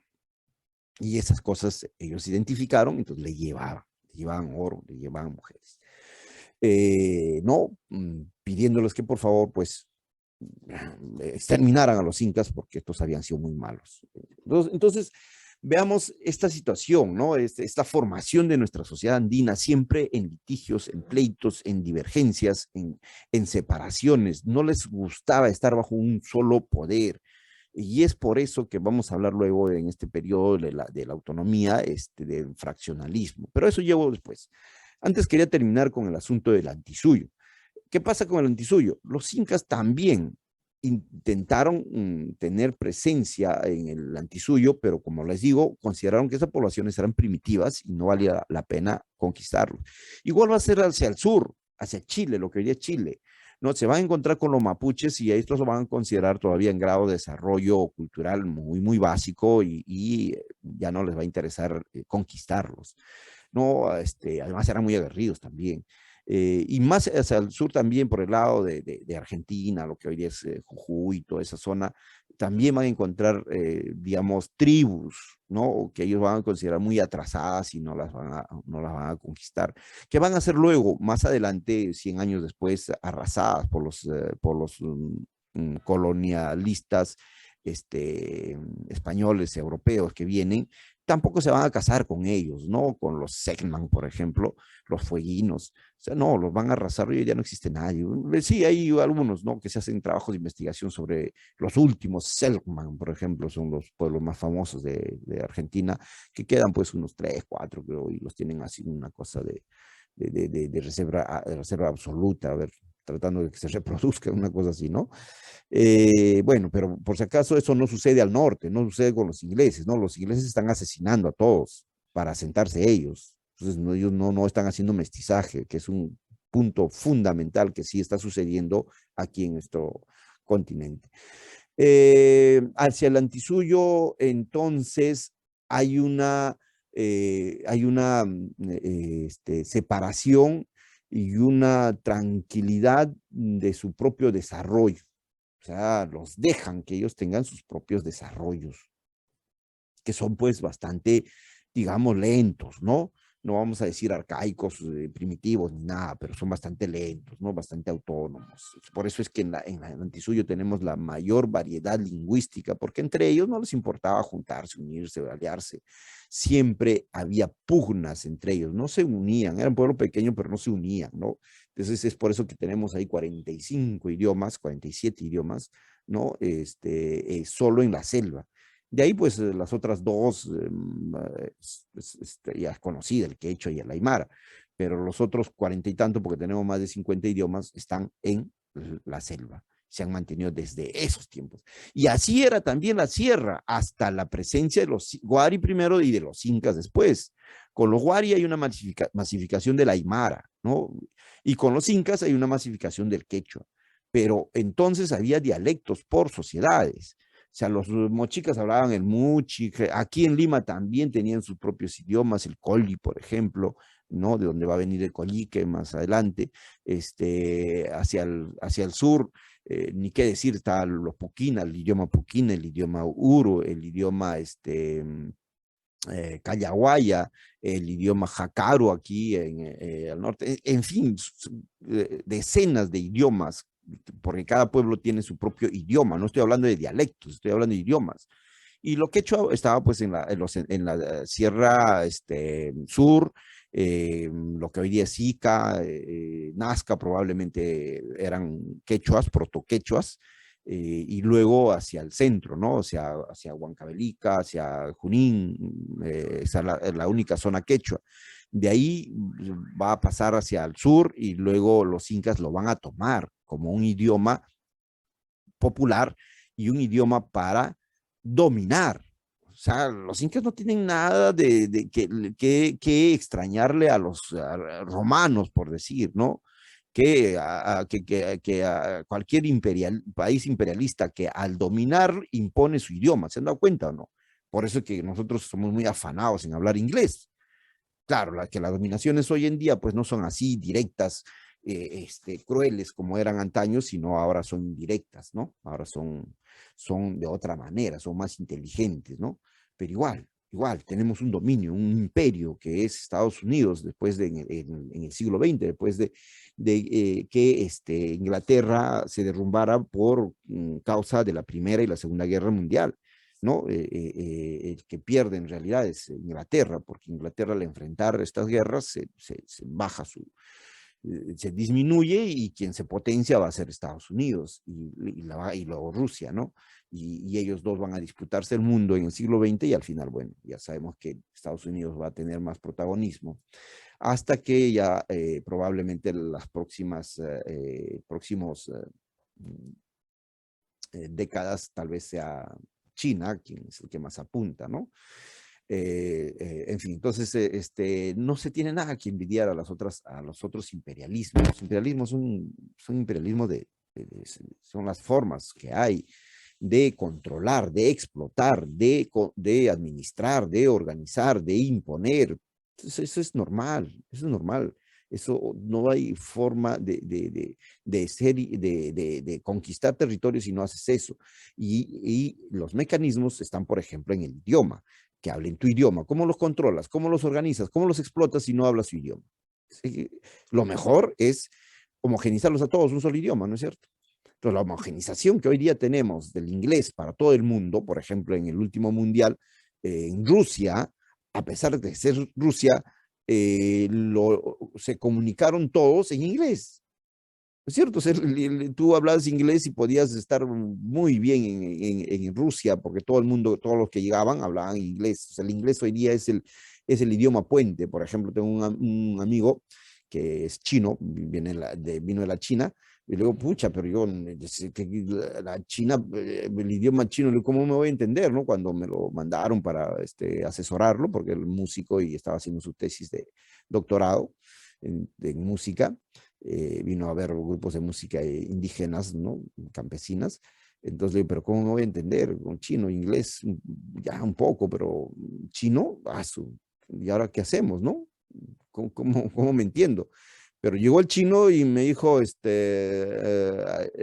speaking English, ok, le digo, ya, ¿no? Entonces, el inglés es el idioma por el cual ya se enlaza al mundo, ¿no? Entonces, esto es parte del imperio, pues es parte del dominio que tiene Estados Unidos, ¿cómo más se va a explicar? Lo mismo va a suceder con los incas, van a usar el quechua para poder controlar mejor y tener mejor distribución, etcétera, organización y todo lo demás, ¿no? Ellos son los primeros que van a hacer el proyecto expansionista del quechua y controlista y de intento de homogeneizar a todos estos pueblos que eran diversos, pues, los chancas, ¿cuánto? Había cerca de 500 pueblos, dice Valdemar Espinosa, ¿no? Que tenían sus propias deidades, su propia religión, su propio idioma, su propio vestido, cada uno era su propio país, ¿no? Su propia nación. Hasta el día de hoy se dicen naciones, ¿no? La nación, por ejemplo, la nación Coya, la nación Canchis, la nación Espinar, la nación Chumbivilcas, hasta hoy día, muchachos, los chumbivilcanos con los caneños que viven ahí, ustedes los miran, estos dos son hermanos, pero los chumbivilcanos no los dejan pasar a los caneños, ¿no? Estos caneños que hacen por acá. Hasta hoy en día. ¿Esto es dónde viene esta historia de que el Perú es dividido? Claro, el otro día hablábamos con un antropólogo, director académico de antropología en San Marcos, cuando me decía, oye, fuimos a una presentación de un libro sobre la tunantada, y me dice, oye, los jaujinos son bien regionalistas, ¿no? Entonces yo le dije, pero, bueno, le digo, los jaujinos son bien regionalistas, los puneños son bien regionalistas, los ayacuchanos son, etcétera. O sea, ¿qué te digo? Pues él es de Piura, ¿no? Los piuranos son bien regionalistas, así que, o sea, el Perú es bien regionalista. Es por eso que nosotros no hemos logrado y no lograremos ser una nación, ¿no? Peruana, ¿no? Es preferible sentirse huancaíno, qué sé yo, antes que peruanos. Es una cosa fundamental. Y ha pasado un gran tiempo después de la Guerra del Pacífico, que la Guerra del Pacífico va a ser fundamental, que lo vamos a estudiar porque inicia un gran proyecto que va a ser el de nacionalizar el Perú, de peruanizar el Perú. No, recién ahí nos vamos a dar cuenta que necesitamos ser peruanos en la guerra con Chile, para enfrentar otra próxima guerra, ¿no? Para que si hay otra guerra mañana con Chile, no suceda lo mismo que sucedió en ese tiempo, que perdimos la guerra porque no sabíamos qué cosa era el Perú. ¿Quién va a defender algo que no conoce? O algo que no siente, ¿no? Entonces, esta historia de partición, de división, es pues larguísima, muchachos. Es para que ustedes ya en una próxima conversación con sus papás, con sus amigos, puedan decir, miren, no es nada extraño que seamos divididos. Esta historia es antes de los Huaris, o sea, tenemos miles de años, 3.000, 4.000, 5.000 años de no querer llevarnos con los otros. Para nosotros los otros son los otros. Profe, no, que éramos colectivos, el mundo andino era solidario, muy comunitario, etcétera. Sí, por supuesto, pero entre ellos, entre los jaujinos, ¿no? Como decía un amigo de la selva, un profesor de la selva, dijo, ¿no? En su dejo, pero si se cae el río, tú lo salvas si es que es de tu tribu, si no, déjalo que se muera. Sí, sí, claro, o sea, por nosotros sí nos desvivimos, le hacemos su casa al nuevo casado, ¿no? Le llevamos de regalo papas, gallinas, toros, vacas, todo, pero al del otro pueblo, bueno, pues ojalá se muera, ¿no? Entonces, y porque el Perú es un territorio formado arbitrariamente por gente extraña que no conocía el territorio, y por eso es que va a partir el Perú en dos, por un lado tan culturalmente homogéneo que es el altiplano, ¿no? Por eso que tenemos problemas con Bolivia, a pesar de que uno llega a Bolivia, a Puno, y llega a La Paz y dice, ¿qué diferencia entre este puneño y este boliviano? Si las comidas son lo mismo, solo que tienen nombres diferentes en algunos casos. Pero los paseños miran y dicen, oye, esos son puneños. Y los puneños, a mí me ha pasado mucho, porque he hecho mucho trabajo por Puno, por Bolivia. Un amigo me dice, oye, mira, estos son paseños. Y dice, ¿cómo se reconocen ustedes? No sé cómo hacen, ¿no? Pero se reconocen y se tienen, obviamente, bronca, ¿no? En fin, entonces volvamos al tema de la partición, el tiempo autónomo, y quiero terminar con esto de la selva, el antisuyo. El antisuyo es otra lógica de pensamiento, otro razonamiento. Dos ejemplos les voy a dar para que entiendan. Uno, en el mundo andino existían las danzas y la música, por supuesto. Ellos ya danzaban y hacían música. Cuando los incas los conquistaron a todos los pueblos, y todos los pueblos conquistados eran obligados a hablar el quechua y eran obligados a creer en Dios, ¿no? Porque el idioma y la religión son las dos cosas que, ¡pum!, un conquistador, un invasor te impone. Tienes que hablar mi idioma y tienes que creer en mis dioses, ¿no es cierto? Eso lo sabemos muy bien todos. Entonces, lo mismo hicieron los incas. Ustedes hablan mi idioma, que en realidad no era su idioma, pero lo usaron, pues, ¿no? Porque el idioma de los incas es el puquina. Y luego el aymara, y bueno, finalmente van a escoger el quechua. Dicho sea de paso, eran bien plurilingües, ¿no? Hablaban varios idiomas. Nosotros nos cuesta hablar varios idiomas, pero ellos eran muy buenos para hablar varios idiomas. Igual que los europeos, ¿no? Hablaban rápido, hablaban inglés, francés, italiano. Les decía que habían impuesto sus costumbres, su cultura, y les eran obligados por ejemplo, a ir a bailar en los grandes rituales al sol, que era la deidad principal. Entonces todos los pueblos conquistados iban con sus grandes representaciones, ¿no? Cientos de personas tocando sus instrumentos musicales, todos eran aerófonos, ¿no? Tipos quenas, zampoñas, pututos, etcétera, y bailarines, danzarines, ¿no? Que danzaban, llegaban y hacían sus alabanzas a Dios Sol. Por eso que cuando llegan los españoles también traen danzas, y entre danzas y danzas se encuentran, ¿no? Y hay mestizaje también de danzas, porque los dos pueblos conocían el concepto de la danza y conocían qué cosa era danzar. y lo que es danzar, pues el movimiento, la vestimenta, el paso, el sentido, la música, etc. Pero si tú entrabas a la selva, decías, a ver, ¿qué baile tienen? Pues ellos no bailaban, ellos no tenían danza, no existía la danza.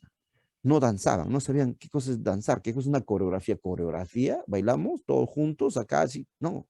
Las danzas que hoy día conocemos como danza de las selvas fueron inventadas en el siglo XX, ¿no? O sea, inclusive el siglo XX finales, el 80, 90, sobre todo en los años 90, se inventan todos, los profesores de folclore inventan danzas inclusive descabelladas, ¿no? Los tigres, ni siquiera hay tigres, hay danza de los tigres, ¿no? No inventaron felizmente los elefantes y las jirafas. En fin, por lo menos habrían tenido cierto conocimiento que esos animales no había en la selva. Pero estas danzas de la selva son recientitas, inventaditas, así fresquitas para el mercado. Tradicionalmente, no, ustedes han visto el documental Los Ticuna. Tienen una danza así súper especial. No, es una danza así muy básica, ¿no es cierto? Y eso que ya conocen lo que es danza. Pero antaño no existía el concepto de danza. Sus rituales eran muy parcos, ¿no? Movimientos, cánticos, así, ¿no? Muy libres, como que diríamos nosotros tétricos, ¿no? Porque siempre estos son tétricos, no bailan, no hay alegría en estos, así, ¿no? Eran muy ritualescos. Ya. 1. 2. El concepto del sexo. Estas dos cosas lo voy a dejar como ejemplo.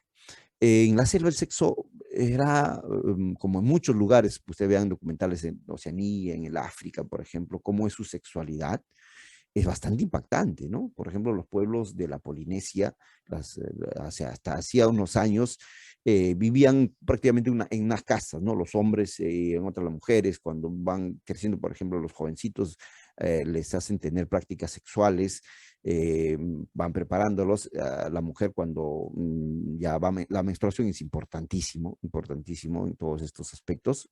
También en el documental hemos visto, es el punto determinante del crecimiento, ¿no? Del cambio de niña a mujer, es la menstruación. Hoy día no, pues hoy día son los 15 años, ¿no? Eso es. Si la chica ha menstruado a los 11, 12 o no menstrua a los 15, no nos interesa, es un asunto íntimo.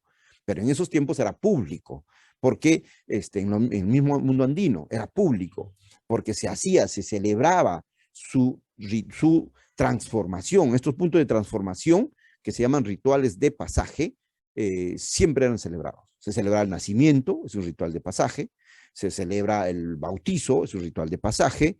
El bautizo, en el caso andino, era el cortapelo, ¿no? Se le cortaba el pelo, entonces era fiesta. Se celebraba el que dejaba de ser niña y pasaba a ser mujer, o sea, la menstruación se celebraba. Ya han visto ustedes en el documental cómo se celebraba en uno de los pueblos. En otros, en el mundo andino, tenían otros tipos y otras formas de celebración. Se celebraba en el caso del hombre, tenía un nombre esto, ¿no? En quechua de pasar de ser niño, dejar de ser niño y ser hombre. Pero el hombre, en el caso del hombre, como la naturaleza no le determinaba algo así como la menstruación, era un poco voluntario, ¿no? Es decir, llegabas a una mayoría de edad en la que tú ya te sentías hombre y querías tener una mujer, entonces pasabas una especie de rituales, de pruebas basados en el esfuerzo físico, o sea, tienes que demostrar fuerza, golpear, pegar, ¿no? Se agarran a golpes, hacían competencias duras, clásicas en todas las culturas, ¿no? Para demostrar que ya no eras niño, que ya eras hombre y que a partir de ahí básicamente podías formar familia. O sea, en otras palabras estamos hablando que ya podías tener una vida sexual con una mujer, escoger una mujer. Luego viene pues el matrimonio, que es clásico también en las culturas del mundo, y finalmente la muerte. Esos son rituales de pasaje. Se acaba de mencionar los rituales de pasaje, muchachos. ¿Cuántos rituales de pasaje les he mencionado? Todas las tenemos nosotros. En el mundo andino se celebraba el nacimiento, se celebraba el bautizo, que va a ser el cortapelo en nuestro caso. Se le cortaba el pelo la primera vez y había una gran fiesta, etc. Hasta ahora se sigue conservando esa costumbre. Yo, por ejemplo, en el caso de mi hijo, no hice el bautizo en la iglesia, sino hice su cortapelo. ¿Ya? Luego viene la transformación de niño a mujer, que es importantísimo y que es diferente en el caso de la mujer y es diferente en el caso del varón. Antes era la menstruación para la mujer, para el hombre era las pruebas de fuego, por ejemplo en el charaje. El charaje servía para que el niño demostrara que ya era hombre. aquel niño que ya participaba en el adolescente, ya pues, ¿no? Participaba en el ritual del charaje, entonces ya el próximo año ya podía ir a las fiestas de los carnavales, que no se llamaban carnavales entonces, a buscar mujer, ¿ya? Y a tener sexo, porque las fiestas que hoy llamamos carnavales eran fiestas pues de sexualidad libre. Por eso los españoles dijeron, ¡ah, paganos, terribles, demoníacos!, ¿no? Eliminaron eso. Ellos hacían peores cosas, pero obviamente pues tenían que decir eso. Luego viene el matrimonio y finalmente la muerte. No olviden, esos son los rituales de pasaje que tenemos siempre. Entonces estamos en este punto de la sexualidad. El mundo andino tenía una libre sexualidad en ciertos puntos, en ciertos momentos, en ciertas etapas. Por ejemplo, un esposo casado, un esposo que participaba en las fiestas de carnavales ya no podía pues estar con varias mujeres, ¿no? O sea, ya había formado familia. La mujer peor, el machismo, el patriarcado también era establecido aquí como en Europa. Entonces la mujer era mucho más prohibida. Mujer que se encontraba con infidelidad, pues era dilapidada, ¿no? Era como sucede en algunos casos todavía en Medio Oriente, era expulsada de la comunidad, era muchas veces apedreada o muy castigada, ¿no? El varón, no, al varón las infidelidades normalmente eran perdonadas, pero no era una cuestión natural, o sea, naturalizada y común. Pero sí entre los jóvenes que todavía no habían formado familias y que ya la mujer menstruaba y que ya el varón ya había pasado los rituales de ser hombrecito. Hoy en día son los 15 años y en el caso del varón son los 18 años, ¿no? Eso también hablaremos luego. Entonces, ahí sí, había una libre sexualidad. En una fiesta de carnavales podían ellos, pues, tener 2, 3 mujeres, ¿no? Tener sus encuentros, terminaban en sexualidades, en sexo, y luego podían o no quedarse con ella, se la llevaban o no a la fuerza. Normalmente pues no había enamoramiento. Hemos dicho claramente que esto es una cosa muy contemporánea. Era muy forzada la cosa ahí. El hombre la arrastraba a la mujer, se la llevaba al campo y ya, pues tenía sexo y ella aceptaba. O se la robaba a otro lugar y se la tenía ahí varios días, ¿no? Lo que llamaban luego el sirvinaco, y pues luego volvían a la casa a decir, ¿sabe qué, señor? Me llevaba a su hija, me voy a casar con ella o quiero estar con ella. De esa manera se trataba, ¿ven? Entonces en la selva también, en el antisuyo también la sexualidad era bastante libre, ¿ya? Pero como acabamos de decir, por premisa que los desarrollos culturales en la selva son mucho más lentos, vamos a decir, hay más permanencia de las costumbres y culturas. Es por eso que hoy día todavía vemos cosas como que hemos visto en Los Ticuna, este documental. Por eso, justamente por eso. Entonces también el nivel de concepto del sexo también ha tenido un desarrollo bastante lento. Porque quien va ojo con esto, quien va lo que va a hacer que el sexo sea muy íntimo y muy reservado y muy pensado luego en que el amor, ¿no? Tiene que haber amor para que haya sexo, etcétera, una cosa así muy, muy íntimo, reservado, les decía, y también muy santo, pulcro, ¿no? La virginidad como una cosa de máxima plenitud, sacro, ¿no? Limpio, puro, ¿no? La mujer impura es lo contrario, ¿no? Va a ser el cristianismo, la cultura judeocristiana. Ese va a ser su gran aporte, la moralidad, diría Durkheim, ¿no? La moralidad que va a venir, que va a construir la religión judeocristiana. Esa va a ser la gran culpable de que nuestras sociedades sean consideradas hoy día tradicionalistas, que haya gente todavía que considera que la masturbación es pecado, o que la virginidad, o que la mujer que tenga 3 enamorados al año es una perdida, es una cualquiera, o que la mujer que toma, la mujer que baila mucho, esa es una mujer fácil. O sea, esa va a ser la culpable de estigmatizar a la mujer y de subsumirla y darle al hombre, dejarle al hombre que él sí pueda tener 3 mujeres al año y más es bien visto, ¿no? Eso se pata y más el papá dice, no, mi hijo salió a mí, ¿no? Pero si su hija viene con 3 enamorados al año, no, ¿qué tienes tú? Eres una mujer cualquiera, ¿no? O sea, esta disparidad, no en contra de la mujer, o sea, considerándola a ella menos, es la tradición judeocristiana, porque antes claramente Guamán Poma de Ayala dice en sus crónicas que los hombres y mujeres tomaban por igual, y no había desprestigio para ninguno. O sea, no nada que, uy, como diría, ¿no? De, uy, que esa mujer borracha, qué horrible, se ve feo en las chicas, ¿no? Oye, amiga, ¿cómo vas a hacer eso? Pero no está bien para los hombres. O sea, las mujeres también han naturalizado esa idea, ¿no?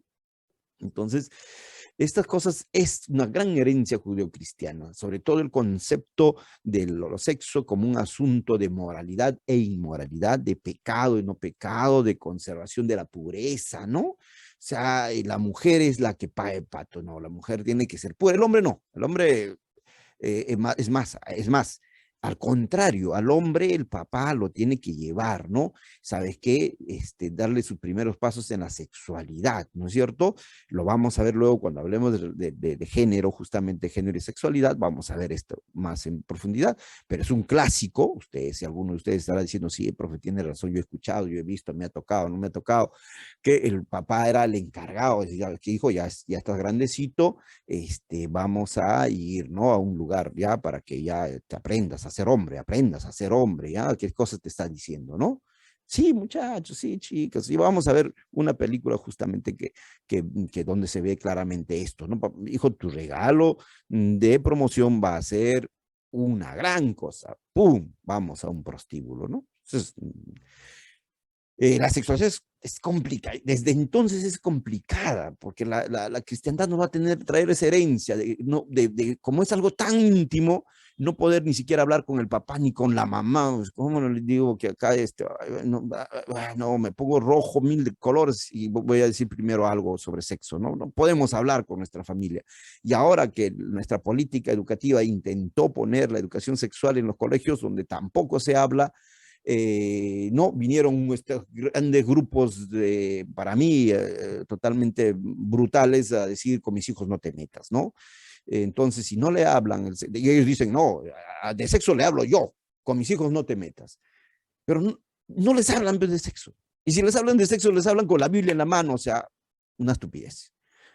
Pero bueno, pues esto es lo que tenemos. Justamente esta gente retrógrada es el producto de esta gran presencia judeocristiana. No está sucediendo eso al norte, en Estados Unidos, donde consideramos sociedades liberales, ¿no? Claro, porque ahí ya les he dicho, está el protestantismo, está la religión protestante, es más liberal, ya lo hemos hablado, Martín Lutero revienta con todo el excesivo dogma de lo cristiano católico y construye a partir de eso una religión mucho más laica, ¿no? Mucho más permisible, mucho más, donde el sacerdote, por ejemplo, tiene esposa e hijos, ¿no? Y eso no le hace nada menos sacro, ni nada. En cambio acá nosotros, no, el padrecito tiene que ser pues puro y pulcro. Pulcro significa que no haya tenido sexo, ¿no? Que él no tiene malos pensamientos, ¿no? Él no piensa en eso, él no se masturba, él no, pues, pero sin embargo, hemos visto la película Spotlight, ¿no? Ganadora del Oscar de hace algunos años, donde son miles de sacerdotes de la Iglesia Católica Cristiana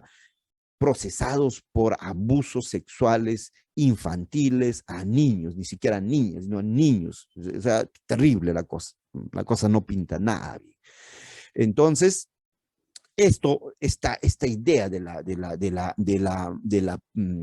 sexo como perversión y esta obsesión que tiene la religión católica cristiana por los asuntos sexuales, viene y es impuesta en todos estos territorios en la colonización y en la evangelización.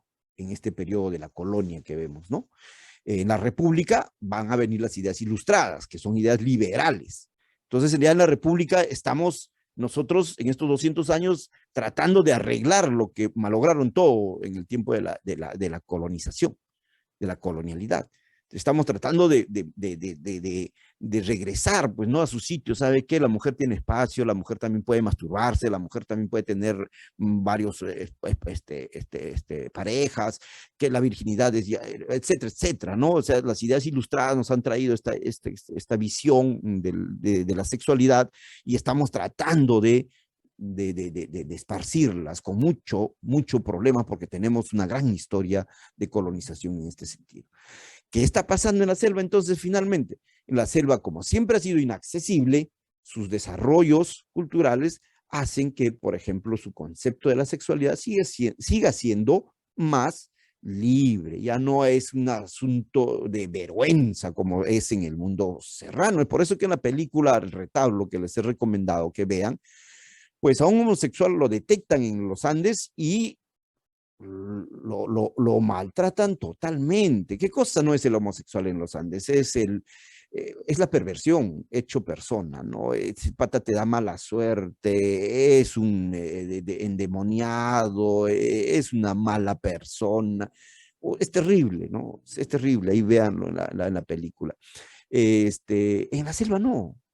En la selva, por ejemplo, hay más libertad del homosexualismo. Antes que viniera el rollo del homosexualismo, en la selva había aceptación del homosexualismo, por ejemplo. Había aceptación de las sexualidades con muchas personas y eso no le hacía santo a alguien o una cualquiera a alguien, ¿no? Entonces hay un concepto diferente de la sexualidad. Recuerden que hasta hace poco todavía las mujeres no habían erotizado, las mujeres no, la población en general, los hombres también, no habían erotizado los senos.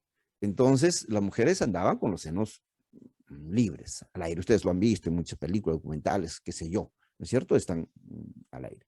Dicho sea de paso, un concurso de danzas hace años, pues, no dice, en las danzas ganan pues los que hacen las danzas más originales, y la Universidad Agraria de La Molina, en un encuentro interuniversitario de danzas, presentó una danza de la selva. Y para hacerlo más original, pues salieron las chicas con los senos descubiertos, ¿no? Bueno, ya imaginarán lo que ocasionó en el concurso, ¿no? Ocasionó de todo, ocasionó risas, ocasionó alegrías, sonrisas y ocasionó protestas de las mujeres, de hombres también. ¿Cómo es posible que hagan esto, que por acá, que pervertidos, y eso aprenden en la universidad, etcétera? Ya se imaginaron todo lo que ocasionaron este elenco de nuestros compañeros de la Universidad Agraria La Molina por querer hacer una danza original de la selva, vistiéndolas como originalmente se visten, que se supone que no tienen nada encima en los pechos. Entonces, por ejemplo, ese es un gran ejemplo, ¿no? O sea, los hombres no están al costado mirando y tal vez babeando por los senos, porque no están erotizados, porque esto es lo que les pregunté en el examen, es histórico, profe, los procesos sociales, porque es histórico, o sea, se construye una idea, una visión, y que inclusive se asume tanto que traspasa las fronteras de la percepción y entra a un asunto orgánico. Entonces uno se excita y dice, no, entonces esto es biológico. No, si algo me excita es porque es biológico. No, porque hemos conceptuado tanto el asunto que nuestro cerebro ordena y determina. Es como cuando tú vas a confesarte a la iglesia. Te confiesas y sales de la iglesia como que, libre, ¿no?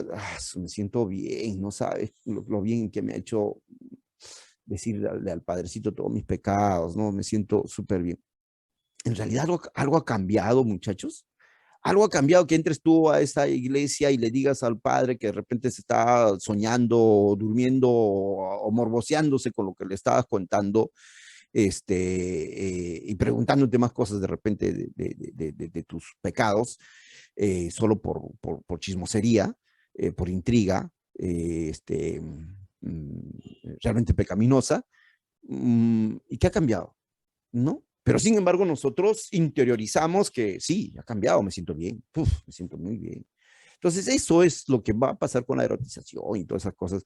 Entonces el sexo, para finalizar muchachos este punto, y casi ya la clase, porque bueno, me sucede estas cosas ya, van a ser las, van a ser las 10. Hay otro concepto.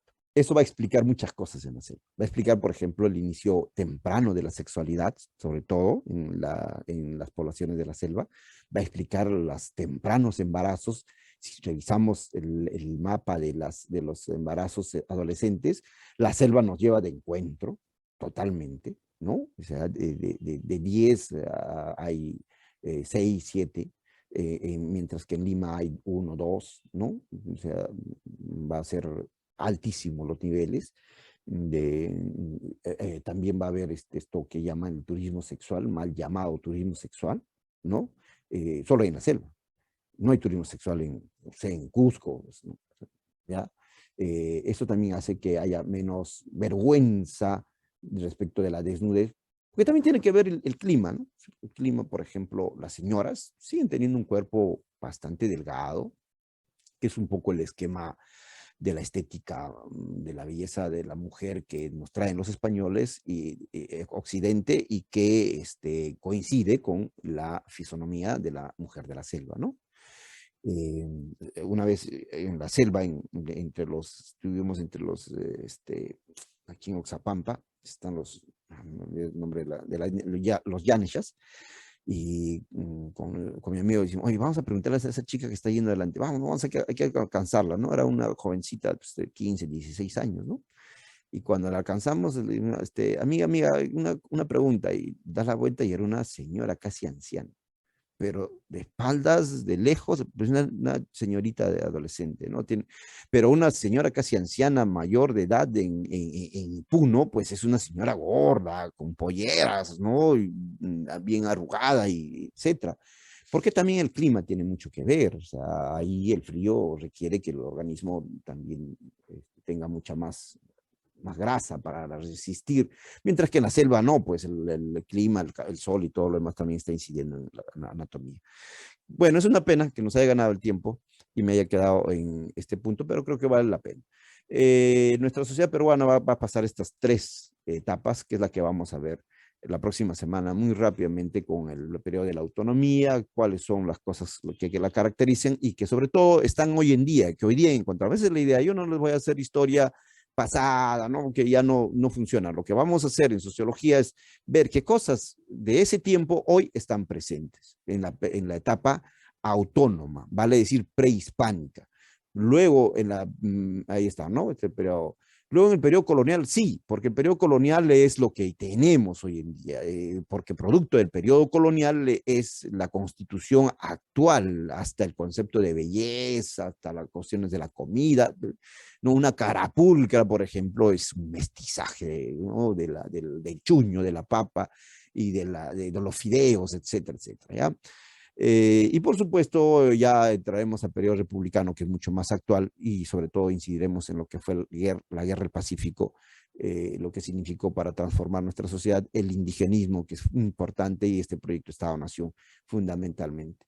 Y luego ya vamos a ver temas puntuales como el racismo, la sexualidad, etcétera, en el caso peruano. ¿Ok? Bueno, muchachos, me ha acabado el tiempo. Nos encontramos en la próxima clase. No se olviden leer o revisar, ver las tareas que les dejo, para no solo conversarlo en clase, sino ya lo tengan presente por si vienen el examen. Muy bien, gracias por su atención. Nos vemos. Me voy a la uni. Chao. Hasta luego, profesor. Hasta luego, Hasta luego, profesor. Chao, chao.